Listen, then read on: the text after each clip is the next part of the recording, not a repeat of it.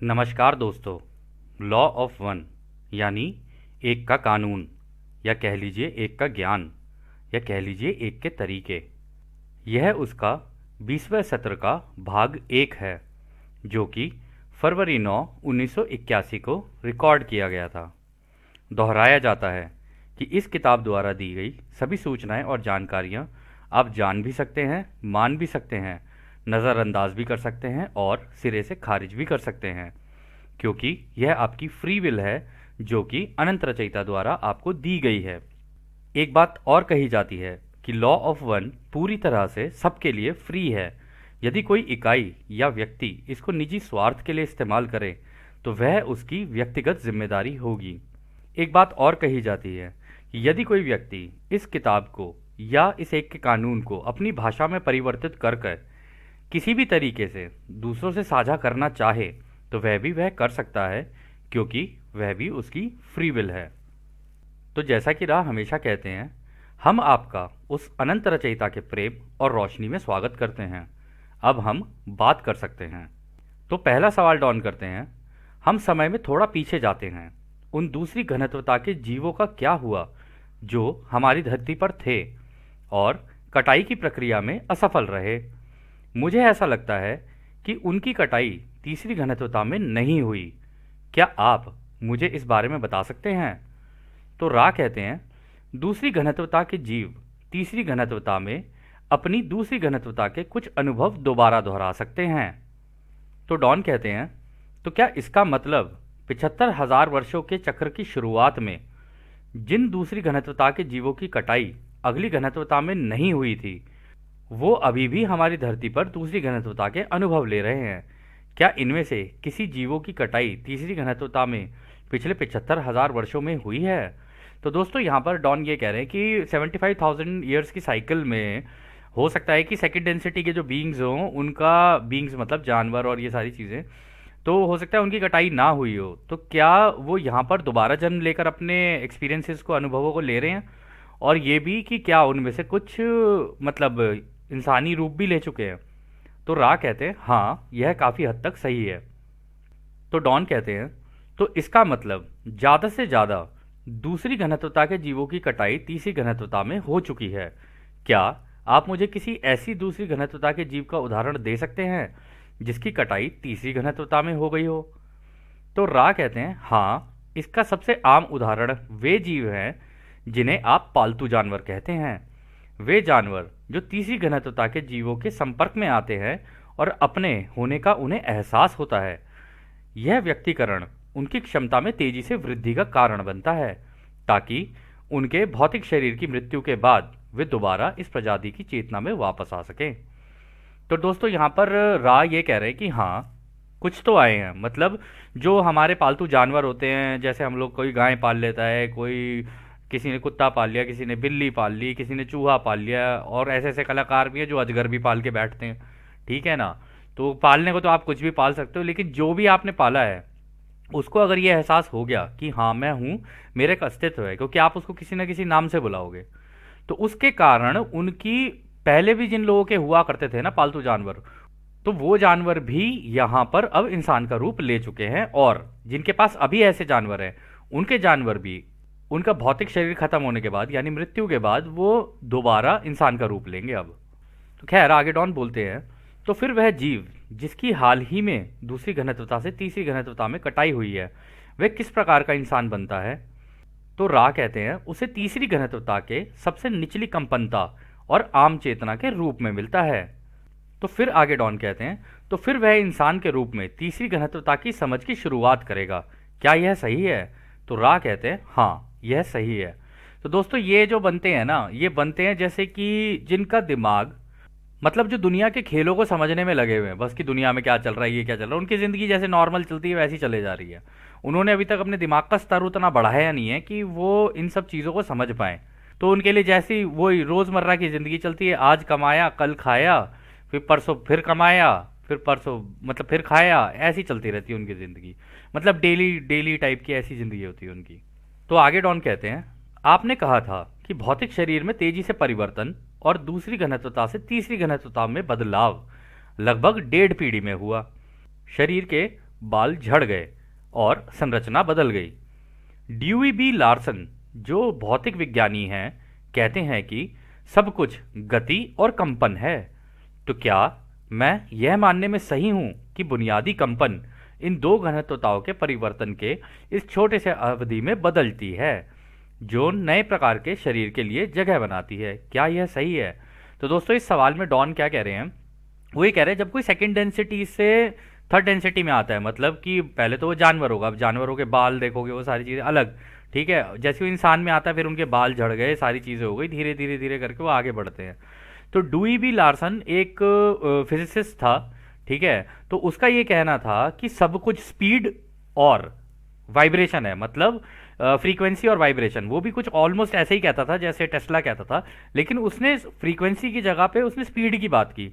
तो उसकी वजह से उसने कहा है कि यहाँ पर जब दो एक एक मतलब डेंसिटी से दूसरी डेंसिटी में कोई ट्रांसफर करेगा तो ये स्पीड और कंपनता की वजह से होता है, कि मतलब वो स्पीड से आगे तो बढ़ा लेकिन उसकी कंपनता भी बढ़ गई। अगर कंपनता बढ़ेगी तो उसके शरीर के बाल झड़ जाएंगे, और जो चीज़ तेजी से कांपेगी उसको वो उतनी हल्की होती चली जाएगी।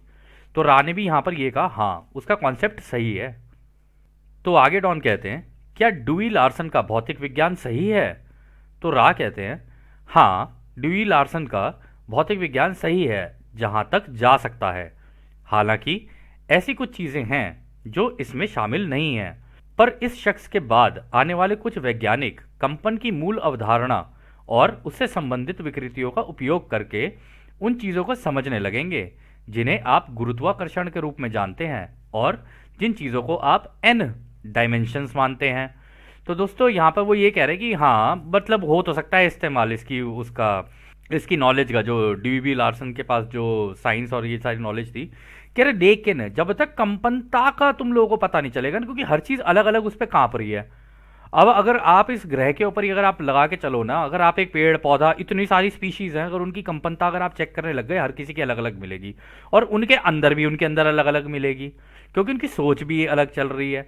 तो इस तरीके से सारी चीज़ें ना कंपनताओं की वजह से बनी हुई हैं। तो यहाँ पर वो ये कह रहे हैं कि अब आगे आने वाले जितने साइंटिस्ट होंगे ना, वो इसके बारे में बात करेंगे। और ऐसे कुछ साइंटिस्ट हैं जैसे मिचियो काकू हो गया, और भी दो चार और हैं जिन लोगों ने इसके ऊपर बात की है। तो वो लोग आज की डेट में यही कहते हैं कि नहीं नहीं, डायमेंशंस बहुत सारी हैं, मतलब कि ऐसा नहीं है कि केवल यही थर्ड डेंसिटी है जिसमें हम लोग रह रहे हैं। वो कहते हैं कि चौथी भी है, पांचवी भी है, छठी भी है, सातवीं भी है, ऐसे करते करते उन्होंने तो 11 तक बोल रखा है। लेकिन हर डेंसिटी अलग अलग कंपन ताप में कांप रही है। अब उस कंपन ताप को कौन कितने अच्छे से समझ पाएगा ना, ये है वो टास्क फाइनल। लेकिन इसको जानना इतना आसान नहीं है। चौथी घनत्वता में भी जाओगे ना तो उसके अंदर भी मल्टीपल कंपनताएं होंगी, पांचवी में जाओगे उसके अंदर भी मल्टीपल होंगी। तो एक जगह से बैठ के कोई ये नहीं कह सकता जी हाँ मुझे चौथी घनत्वता पूरी पता चल गई, पांचवी पूरी पता चल गई। पूरी नहीं, उसका एक हिस्सा पता चल सकता है लेकिन पूरी नहीं पता चल सकती।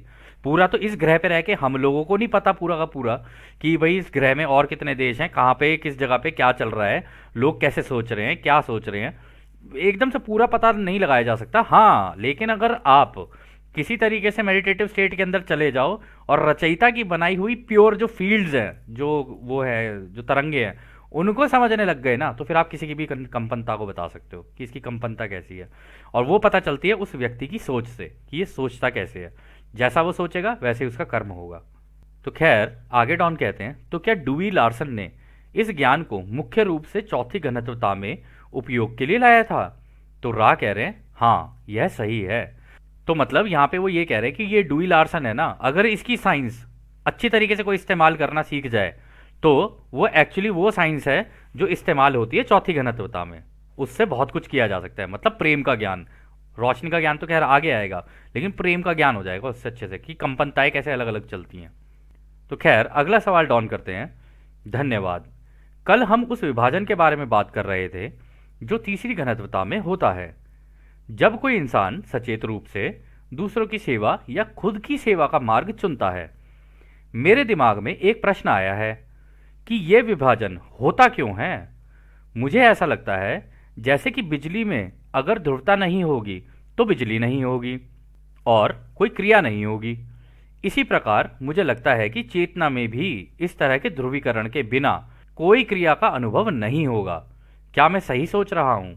तो रा कहते हैं हाँ, तुम सही सोच रहे हो। तो ये दोनों चीज़ें पॉजिटिव नेगेटिव नहीं होंगी ना, तो कोई एक्शन ही नहीं होगा, मतलब कर्म ही नहीं बनेगा कुछ। एक ही दिशा में अगर निकलते चले जाएंगे, हो सकता है आपकी मतलब कटाई हो जाए अगली घनत्वता में, लेकिन दूसरी वाली साइड को भी जानना जरूरी है। जैसे कि रा ने, अगर आप लोगों को याद होगा, रा ने स्टार्टिंग में कहा था कोई भी चीज हो उसके दोनों पहलू देखो, पॉजिटिव भी देखो और नेगेटिव भी देखो। मेडिटेशन में भी अगर बैठे हुए हो, अगर कुछ तुम्हें उसमें दिख रहा है या अनुभव हो रहा है, तो उसका उल्टा भी सोचो। अच्छा है तो बुरा सोचो, बुरा है तो अच्छा सोचो। ऐसे करके चलोगे तब बीच में तुम्हें मिलेगा संतुलन। तो खैर आगे डॉन कहते हैं, फिर खुद की सेवा या दूसरों की सेवा की अवधारणाएं बहुत जरूरी हैं। अगर हम चेतना में या यांत्रिक या न्यूटन के भौतिक समझ में कार्य करना चाहते हैं, क्या मैं सही हूं? तो रा कहते हैं हाँ, पर इसमें एक और चीज जोड़ लेना कि यह बिजली की तार एक घाव या एक क्षमता है जो तैयार है, और जो चीज बिना ध्रुवीकरण की है वह है चार्ज यानी संचय। तो दोस्तों यहां पर पता है, ये थोड़ा सा टफ क्वेश्चन है, लेकिन हम लोग आपको बता देते हैं। यहां पर ये कह रहे हैं वो कि डॉन ने कहा कि इसका मतलब या तो दूसरी सेवा की रास्ता किसी के दिल के अंदर होना चाहिए, या खुद की सेवा का रास्ता होना चाहिए, तब ही कुछ हो सकता है। और इसी तरीके से मतलब यांत्रिक रूप पे, मतलब अगर साइंस के पॉइंट ऑफ व्यू से भी देखा जाए, तो वो कह रहे हैं कि न्यूटन ने भी कहा था कि भाई पॉजिटिव नेगेटिव होने दोनों जरूरी हैं, तभी कुछ हो पाएगा, तभी कुछ काम होगा, बेसिकली कुछ कुछ ना कुछ रचेगा। तो राबी यहां पर ये कह रहे हैं कि हाँ, लेकिन तुम इसमें जोड़ के रखना ये चीज बात को कि जो चार्ज है ना वो तो अवेलेबल है। ऐसा नहीं है कि मतलब इस घनत्वता में सारे अनुभव अवेलेबल हैं तुम्हारे लिए। तुम किस दिशा में जाओगे ये उससे डिसाइड होता है। सोच में तुम्हारी क्या चल रहा है, तुम्हारे दिमाग में क्या आया, उसके अकॉर्डिंगली तुमने क्या किया, उससे ये सारी चीजें होती जाएंगी। कर्म उससे जनरेट होगा। चीजें तो हमेशा अवेलेबल रहेंगी तुम्हें हर घनत्वता में। उस घनत्वता में उस नॉलेज को लेके या उस ज्ञान को लेके या जो तुम्हें दिख रहा है, हो रहा है, जो भी है, उसको लेके तुम क्या करोगे ना, उससे कर्म बनता है। और ये चार्ज हमेशा अवेलेबल रहेगा तुम्हारे लिए। और ये बेसिकली एक ऐसे काम करता है, ये तो क्षमता है, मतलब ये तो चीज है अवेलेबल। अब इसको तुम कैसे इस्तेमाल करोगे देख लो। तो आगे डॉन कहते हैं, तो फिर व्यक्तिगत चेतना द्वारा उसे चार्ज किया जाता है, क्या यह सही है? तो राह कहते हैं, एक इकाई द्वारा इन अंदर आती हुई ऊर्जा के प्रवाह से और अपनी इच्छा से इसे चार्ज प्रदान किया जाता है। तो दोस्तों वही बात बोल दी देखो राह ने। उन्होंने कहा ये तो ऊर्जा का प्रवाह है। जब कोई व्यक्ति अपनी इच्छा जाहिर करता है ना, चाहे वो किसी भी तरीके की हो, वो होती है जिससे चार्ज आता है, उसकी वजह से कुछ कर्म बनता है। अब वो अपनी इच्छा किस दिशा में लेके जाता है, किस दिशा में नहीं लेके जाता है, वो तो खैर उसके ऊपर है, क्योंकि ये ग्रह है ही चुनाव का, इसमें क्या कर सकते हो आप। और चुनाव करके अगर किसी ने जानबूझ के चुनाव किया और उस चुनाव के साथ वो निकलता गया उस दिशा में, तो उसकी कटाई उस दिशा में हो जाएगी। वरना उधर से वो ओराइन समूह आएगा, वो उसको वहां ले जाएगा, इधर से ये कन्फेडरेशन है, ये आएंगे, ये उनको वहां ले जाएंगे, ऐसे ही होता है ये। तो डॉन कहते हैं, धन्यवाद। जैसे कि तीसरी घनत्वता 75,000 साल पहले शुरू हुई और लोगों ने धरती पर जन्म लेना शुरू किया, उस समय एक इंसान का जीवन कितने काल का था? तो रा कहते हैं, इस तीसरी घनत्वता की शुरुआत में इंसान का औसत जीवन काल 900 साल था। तो दोस्तों हमारे जो पहले के लोग बोलते थे ना कि हमारे तो हजारों हजारों साल जीते थे, अब वो बोल तो देते थे हजारों हजारों साल, उसका एक कारण था, ऐसे नहीं कोई जीता हजारों साल। उस टाइम पे उस सभ्यता का भोलापन ही इतना था कि वो तो सीखना शुरू किया था उन्होंने, इसलिए लंबे लंबे जी गए वो, और अपने एनवायरनमेंट के साथ रहते थे। उनको ये सब चीज़ों की जरूरत नहीं पड़ती थी कि जी मैं फ़ोन लेके पहले सेल्फी खींच लूँ, उसके बाद 4 लोगों को बता दूँ कि देखो देखो मेरे को लाइक्स मिल रहे हैं नहीं मिल रहे हैं। उन्हें लाइक्स की ज़रूरत नहीं थी, उनको तो अपनी नेचर समझ में आ गई थी, और जैसे ही नेचर समझ में आई वो नेचर के जैसे हो गए। अब नेचर की भी आप देख लो लंबी लंबी लाइफ, इसलिए उनकी भी लंबी लंबी लाइफ हुआ करती थी। तो खैर आगे डॉन कहते हैं, तो फिर जैसे जैसे हम तीसरी घनत्वता के अनुभव में आगे बढ़ते हैं, क्या औसत जीवन काल लंबा या छोटा होता गया? तो रा कहते हैं, इस घनत्वता में इस जीवन काल का एक विशेष उपयोग है, और यह जीवन काल पूरे चक्र में समान रहता है। हालांकि आपके ग्रह ने दूसरे बड़े चक्र तक कुछ ऐसे कंपन विकसित किए हैं जिसने इस जीवन काल को नाटकीय रूप से छोटा कर दिया है। तो दोस्तों यहाँ पे कुछ जो रा कह रहे हैं ना, वो ये कह रहे हैं कि देखो पहले तो लंबा हुआ करता था, ठीक है, लेकिन ना जैसे ही दूसरा चक्र आया, यानी सेकेंड 25,000 साल की साइकिल आई, तो कुछ नाटकीय तरीके से कुछ ऐसा हुआ कि लोगों की जिंदगियां छोटी होनी शुरू हो गई। यानी कुछ ना कुछ ऐसा घटा था जिसकी वजह से लोगों की जिंदगी अचानक से एकदम से कम होनी शुरू हो गई। तो डॉन कहते हैं अगर एक बड़ा चक्र 25,000 वर्ष का है तो पहले बड़े चक्र के अंत में एक इंसान की आयु कितनी थी? तो राह कहते हैं लगभग 700 वर्ष। तो दोस्तों पहली साइकिल जो थी यानी कि पहले 25,000 साल की जो थी, तब 900 से 700 वर्ष के लगभग की हुआ करती थी। मतलब शुरुआती दौर में तो 900 थी, वो भी आगे मतलब अंत होते होते जब पहला 25,000 साल का अंत हुआ तब 700 वर्ष की हो गई। तब भी इतना मेजर कोई चेंज नहीं हुआ, मतलब 200 साल कम हुए। लेकिन 200 साल कम भी होना ये भी बहुत बड़ी बात होती है। तो आगे डॉन कहते हैं तो फिर 25,000 वर्षों में इंसान की आयु 200 साल कम हो गई, क्या यह सही है? तो रा कहते हैं हाँ यह सही है। तो डॉन कहते हैं क्या आप मुझे इस जीवन काल के कम होने का कारण बता सकते हैं? तो रा कहते हैं इसका कारण हमेशा एक दूसरे के बीच में अमधुर या असमानजस्य संबंध और कंपन होता है। पहले बड़े चक्र में यह इतना गंभीर नहीं था, लेकिन धीरे धीरे अलगाव की भावना बढ़ने लगी। तो दोस्तों जैसे जैसे अलगाव लोगों के अंदर आता जाएगा ना, एक दूसरे के लिए नफरत और ये सारी चीजें आती जाएंगी, उनको लगता है कि हाँ वो तो ठीक कर रहे हैं, लेकिन पूरे ग्रह के ऊपर इसका इम्पैक्ट पड़ता है। उसकी वजह से लोगों की आयु कम होनी शुरू हो जाती है, और जैसे जैसे नफरत बढ़ती जाएगी ऐसे ऐसे लोगों की आयु कम होती चली जाएगी। इसलिए रा ने कहा था कि ये ग्रह खाली हो जाएगा अंत तक पहुंच, क्योंकि तुम्हारे अंदर इतना ज़्यादा अवरोध आ जाएगा ना, इतना ज़्यादा तुम एक दूसरे से नफरत करोगे, क्योंकि तुम बाहर देख रहे होगे, तुम बाहर ढूंढ रहे होगे, जबकि सारी चीज़ें तो एक का ज्ञान है, मतलब सारी चीज़ें तो एक ही हैं। तुमने जो देख के सीखा अब तुम उसको लागू करोगे, और जैसे ही तुम लागू करोगे इसका प्रभाव तुम्हारे ऊपर भी पड़ेगा और तुम्हारे आसपास वालों पर भी पड़ेगा, सबके ऊपर ही पड़ेगा, पूरे ग्रह पर। तो डॉन यहां पर ये कहते हैं तो मैं मान रहा हूं कि इसमें से किसी एक चक्र की शुरुआत में या तो सकारात्मक ध्रुवीकरण हो सकता है या नकारात्मक ध्रुवीकरण हो सकता है। क्या नकारात्मक ध्रुवीकरण और इंसान की आयु कम होने का कारण मंगल ग्रह से आने वाले लोगों का प्रवाह है, जो पहले से ही नकारात्मक रूप से ध्रुवीकृत हो चुके थे? तो दोस्तों यहाँ पे डॉन कह रहे हैं कि क्या देखो, पॉजिटिव और नेगेटिव किसी भी साइकिल के अंदर कभी भी हो सकता है। तो वो कह रहे हैं कि क्या इस धरती के ऊपर ये जो मार्स से जो प्रजाति यहाँ पर आई थी उनका जो नेगेटिव बिहेवियर था, क्योंकि उन्होंने अपना प्लेनेट पूरा खराब कर लिया था, ठीक है, खुद भी मर गए वहाँ पे, कह रहे वहां से जब वो यहाँ पर आए, क्या इस उनकी सोच की वजह से हुआ है क्या ये, कि उन्होंने अपनी डायरेक्शन में ले जाने की कोशिश की चीजें? तो रा कहते हैं नहीं, यह गलत है। इस प्रवाह के कारण कोई मजबूत नकारात्मक ध्रुवीकरण नहीं हुआ था। इंसान की आयु कम होने का कारण मुख्य रूप से सकारात्मक विकास के निर्माण की कमी थी। जब भी कोई प्रगति नहीं होती तो वे हालात जो प्रगति प्रदान करते हैं धीरे धीरे खो जाते हैं, और इस प्रकार उन्नति के अवसर लगातार कम होने लगते हैं। दोस्तों ये बहुत महत्वपूर्ण बात है। यहां पे अगर आकर किसी ने चुनाव करके जानबूझ के अपनी चीजों को शुरू नहीं किया ना, और लगा रहा इसी मायाजाल के खेल के अंदर, तो धीरे धीरे जिंदगी छोटी होने लग जाएगी। क्योंकि वो अभी आगे राह बता देंगे कि वो पहले ये सारी चीजें लगा के आता है। अब तूने खेला ही नहीं खेल, ना तू इधर गया ना तू उधर गया, बीच में अटक गया। इस वजह से जब तूने खेल ही नहीं खेला तो तू अब हो ही जाएगी तेरी जिंदगी कम। इस वजह से सारा का सारा होता गया और धीरे धीरे सबकी लाइफ कम होती चली गई। क्योंकि दोस्तों आपको याद होगा हमने एक सत्र में कहा था कि ये मायाजाल का खेल है। फ्री विल रचयिता ने दे रखी, एक जगह पे आजादी का उल्लंघन नहीं कर सकते और उसको खेलना है। एक तरफ साइड ऐसी है जो कि आजादी का उल्लंघन करेगी ही करेगी, क्योंकि ये रास्ता उसने जानबूझ के चुना है, क्योंकि उनको भी पता है कि एक का ज्ञान ऐसे ही काम करता है। तो खैर आगे डॉन कहते हैं तो जैसे मुझे समझ आ रहा है इस धरती पर 75,000 वर्ष की शुरुआत में मनुष्यों का समाज विभिन्न गुटों में बटा हुआ था। कुछ वे लोग थे जो कटाई के बाद दूसरी घनत्वता से तीसरी घनत्वता में आए, और कुछ समूह उन लोगों के थे जो मंगल ग्रह से यहाँ तीसरी घनत्वता में लाए गए थे। क्या मैं सही सोच रहा हूं? तो रा कहते हैं हाँ यह सही है। मतलब दोनों थे, एक तो पीछे से प्रजाति आ रही थी और उधर से ये मंगल ग्रह वाले भी आ गए। तो डॉन कहते हैं आप आगे बोलिए, मतलब इसके बारे में थोड़ा सा और बताएंगे।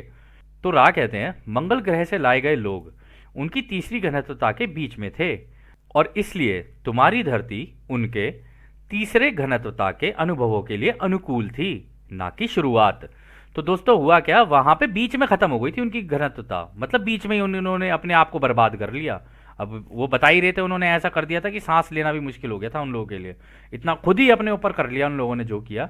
फिर उसके बाद जब वो यहाँ पर आए ना, तो उनको बीच में से नहीं, उन्हें आगे से शुरुआत, मतलब बीच में से शुरुआत करनी पड़ी। ऐसा नहीं कि वो जैसे हमारे यहाँ की प्रजाति पीछे से आ रही थी उनकी तरह उन्हें दोबारा शुरुआत करनी पड़ी हो, उन्होंने बीच में से शुरू कर दिया। तो आगे डॉन कहते हैं, शुक्रिया।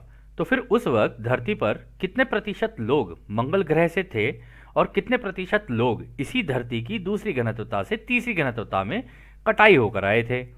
तो राह कहते हैं, इस धरती की तीसरी घनत्वता की आबादी का आधा हिस्सा मंगल ग्रह से है और 1/4 हिस्सा इसी ग्रह की दूसरी घनत्वता से आए हुए लोगों का है, और लगभग 1/4 अन्य ग्रहों से हैं जिनके लोगों ने तीसरी घनत्वता के कार्य के लिए इस ग्रह को चुना है। तो दोस्तों अगर 100% में से देखा जाए ना, तो 50% तो आप मान लो कि मंगल ग्रह के हैं यहाँ पर, ठीक है। अब अगला 25% जो है हमारे इसी ग्रह के हैं जो पीछे से आ रहे हैं चलते हुए, और 25% वो हैं जो दूसरे ग्रहों से यहाँ पर आए हुए हैं और तीसरी घनत्वता में यहाँ पे अपनी प्रोग्रेस और आगे तेजी से करवाने के लिए आए। क्योंकि आपको याद होगा रा ने कहा था इस तीसरी घनत्वता में इतने भीषण वो है ना माध्यम कि यहाँ पे कोई भी व्यक्ति तेजी से आगे निकल सकता है।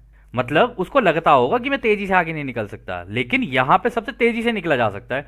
रास्ता चुन ले, या तो इधर या उधर, जिसको तू चुनेगा ना उसके हिसाब से तेरे को चीजें मिलनी शुरू हो जाएंगी, क्योंकि तू रास्ता ही वो चुनेगा, उसी दिशा में सोचेगा, और जब तू उस दिशा में सोचेगा तो तेरे को सारी चीजें वहीं की मिलेंगी।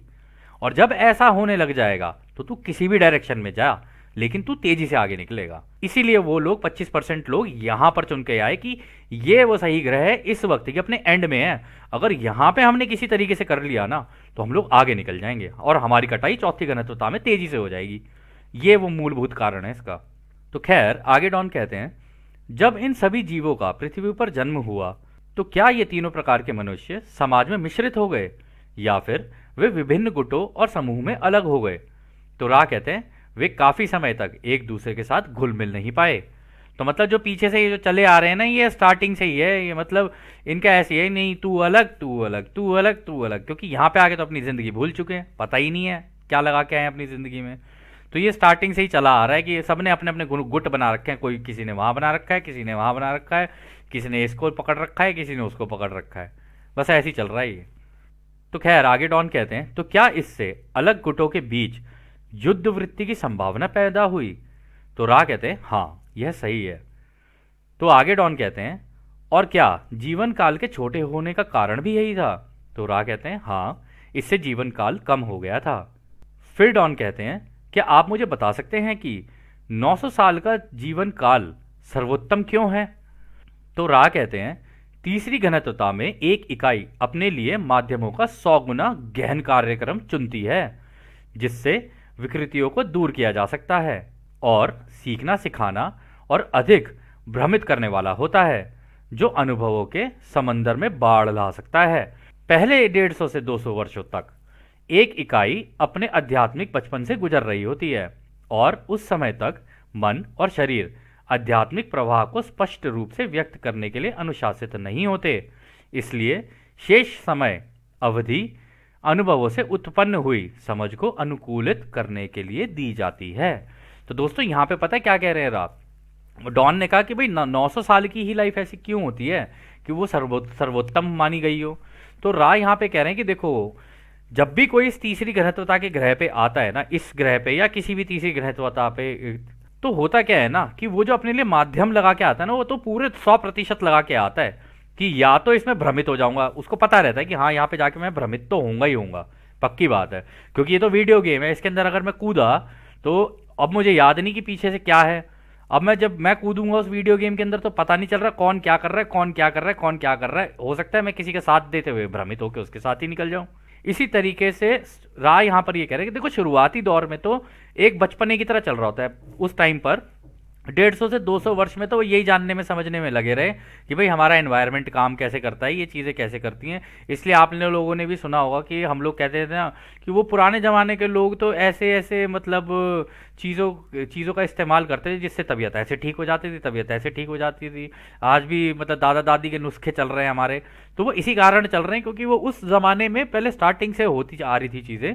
वो लोग वहाँ पर उन लोगों ने सीखा, फिर धीरे धीरे करके, मतलब धीरे धीरे हुआ सारा कुछ, धीरे धीरे करके आगे बढ़े और फिर एंड तक पहुंचते पहुंचते सबको पता रहता था, क्योंकि उन लोगों ने दोबारा जन्म भी लिए होंगे यहाँ पे, उनको भी पता होगा कि भाई अंत तक पहुंचते पहुंचते तो बहुत कुछ ड्रामा होगा। कोई भी किसी भी डायरेक्शन में निकल सकता है, हो सकता है कि दूसरे के खिलाफ निकल जाए, हो सकता है कि दूसरों को अपना माने और दूसरों की सेवा के रास्ते पे निकल जाए। तो वो ये कह रहे हैं कि स्टार्टिंग में वो अनुशासित नहीं होते, उन्हें पता नहीं होता, बाद में जाके प्रोसेसेस सिस्टम्स बनते हैं। उन सिस्टम्स के अकॉर्डिंगली जब वो लोग काम करते रहते हैं ना, फिर उनको पता चलता है कि ये सिस्टम मेरे लायक है या मेरे भले के लिए है या मेरे खिलाफ है, या फिर ये चीज़ मेरे अच्छे के लिए है या मेरे बुरे के लिए है। इसकी वजह से उसका यहाँ पे चुनाव जो है ना वो तेजी से होने लग जाता है चीज़ों का। तो खैर दोस्तों, इस सत्र को अब हम यहीं समाप्त करते हैं। इसका दूसरा भाग हम अगला बनाएंगे। और जैसा कि राह हमेशा कहते हैं, अब हम आपको उस एक अनंत रचयिता के प्रेम, उसकी रोशनी, उसकी शक्ति और उसकी शांति में छोड़कर चलते हैं। आदने हमारे दोस्तों, आदने वासु। धन्यवाद।